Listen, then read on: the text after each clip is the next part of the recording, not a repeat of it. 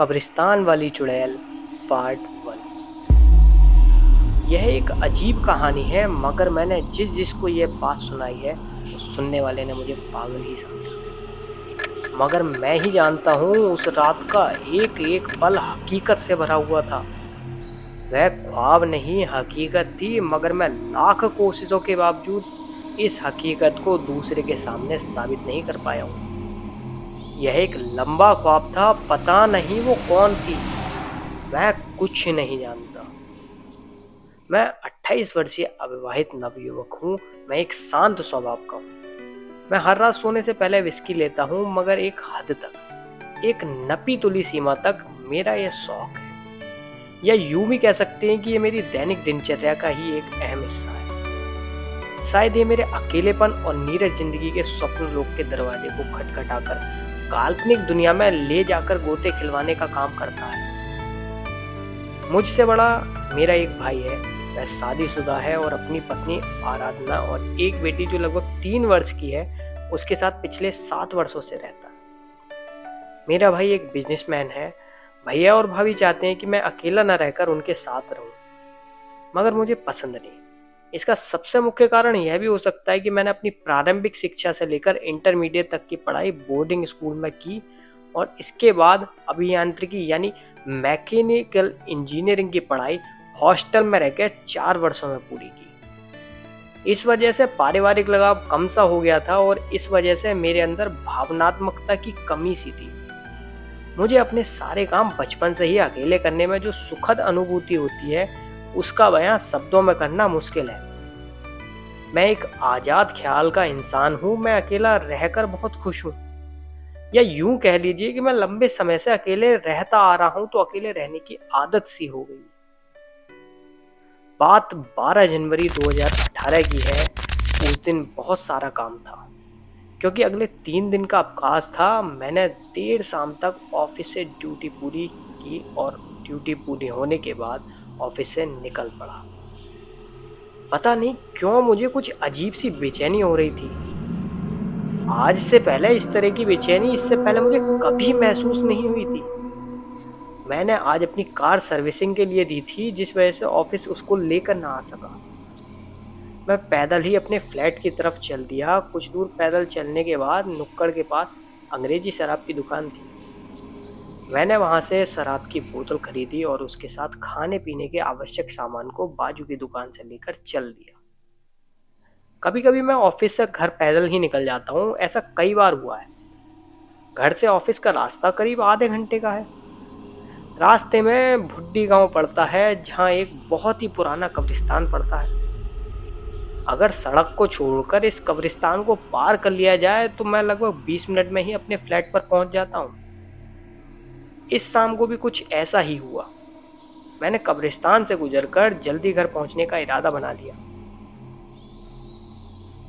जब मैं कब्रिस्तान के गेट के सामने पहुंचा तो न जाने मुझे ऐसा एहसास हुआ कि आज मुझे इस कब्रिस्तान से नहीं गुजरना चाहिए, मगर आज मैं कब्रिस्तान से गुजरा तो कोई घटना मेरे साथ होगी।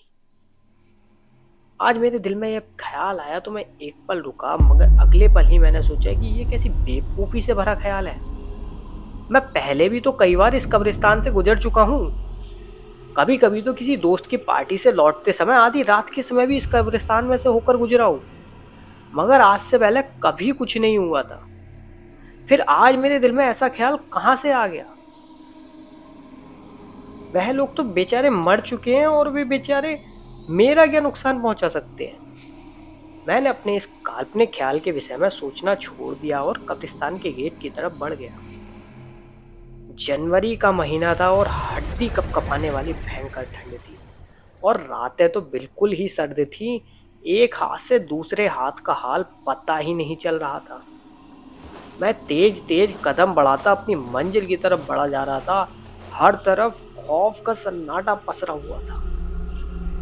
जब मैं कब्रिस्तान के बीचों बीच पहुंच गया तो एक बार फिर दिल में पता नहीं कहां से ख्याल आया कि मुझे इधर से नहीं आना चाहिए था, मगर मैं अपनी धुन में चलता चला जा रहा था। कुछ दूर पर पेड़ों का एक झुंड था। वहां ढेर सारे चमगादड़ फड़फड़ाने लगे और तरह तरह की आवाज निकालने लगे और मेरे पास आकर मंडराने लगे। मेरे आने की हलचल से वो विचलित हो गए थे और अक्सर अजनबियों को अपने करीब आते देखकर ऐसी हरकतें करना उनके लिए लाजमी है। परंतु इस सर्द सन्नाटे में उनकी फड़फड़ाने वाली और कर्कश आवाज कहीं ना कहीं मेरे मन में भय उत्पन्न कर रही थी। मेरा दिल जोर जोर से धड़कने लगा और मैंने अपनी चाल और तेज कर दी। मैं सोच रहा था कि इस घनघोर अंधेरे में मुझे कहीं इधर से गुजरना चाहिए नहीं था। कुछ कदम चलकर मुझे ऐसा लगा कि किसी ने मेरी पैंट पीछे से पकड़ी है।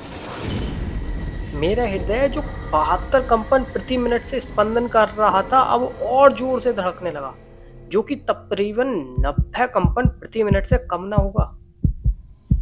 भय के कारण मेरे हाथों को पता ही नहीं अकस्मात क्या हुआ कि ये कोहनी के नीचे का हिस्सा कपकपाने लगा।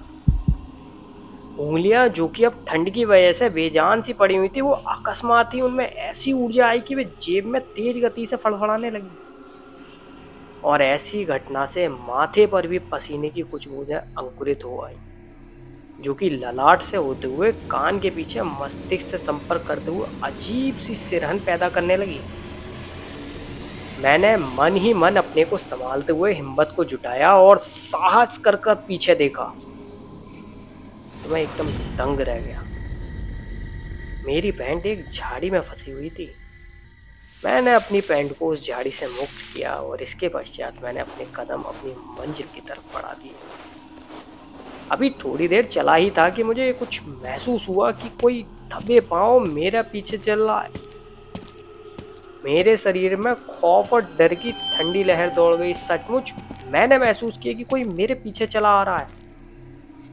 मेरे माथे पर पसीने की बूंदें फिर से झलक उठी।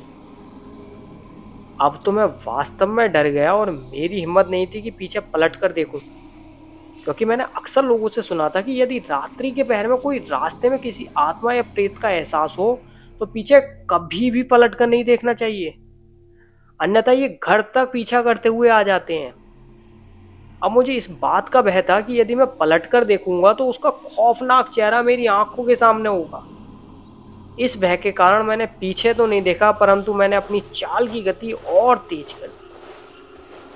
कुछ देर ऐसे ही भय से चलते चलते मेरी नज़र फ्लैट पर पड़ी तो राहत की सांस ली और मन में भगवान को शुक्रिया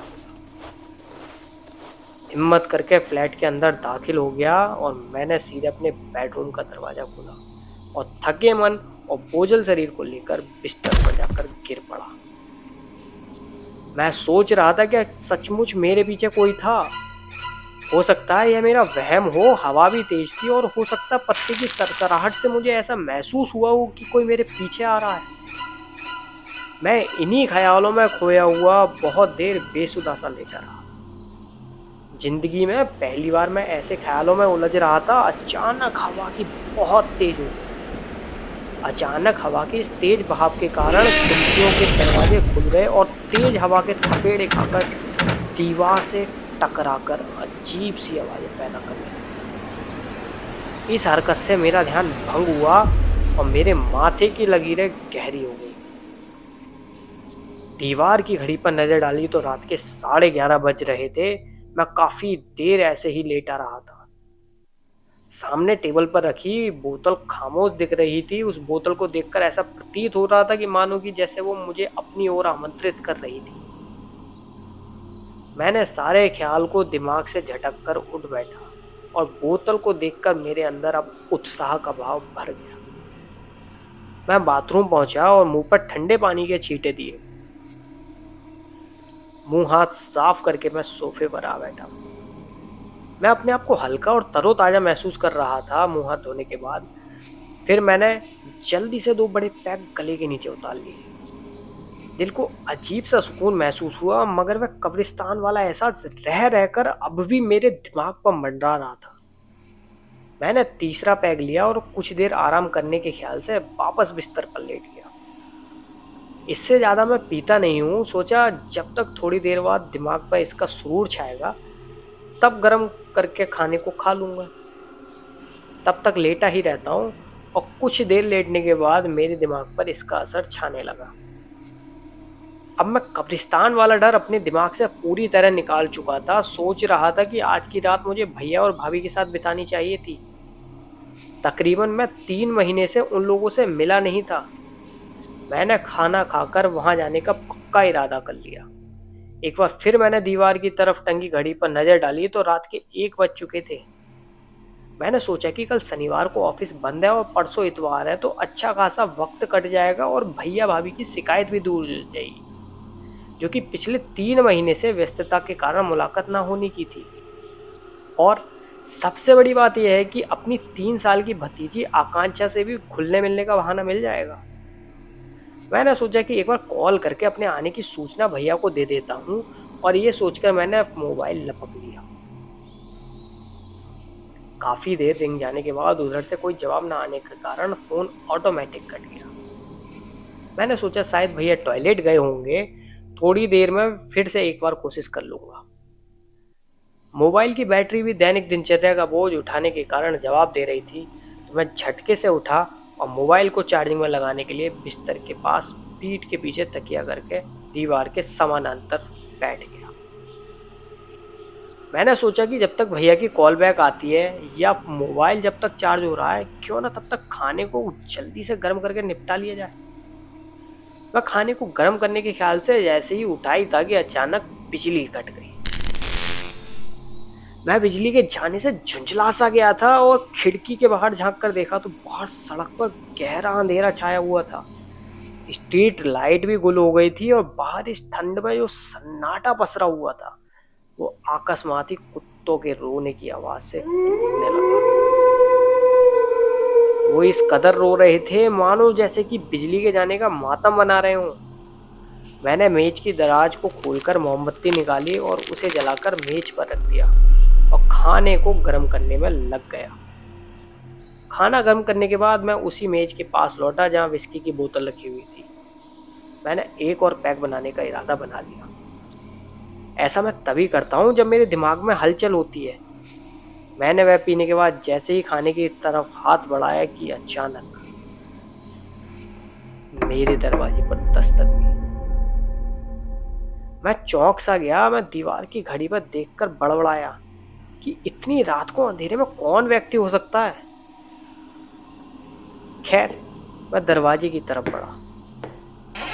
दरवाजा खोलकर मैं हैरान रह गया। मेरे सामने दुबली पतली नाजुक सी लड़की खड़ी थी।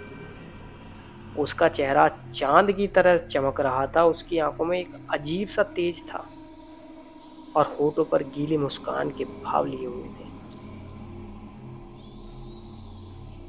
तो आखिर कौन थी ये लड़की और इतनी रात में ये मेरे गेट पर कर क्या रही थी? जानने के लिए नेक्स्ट पार्ट में आप जरूर मिलेगा। मिलते हैं पार्ट 2 में।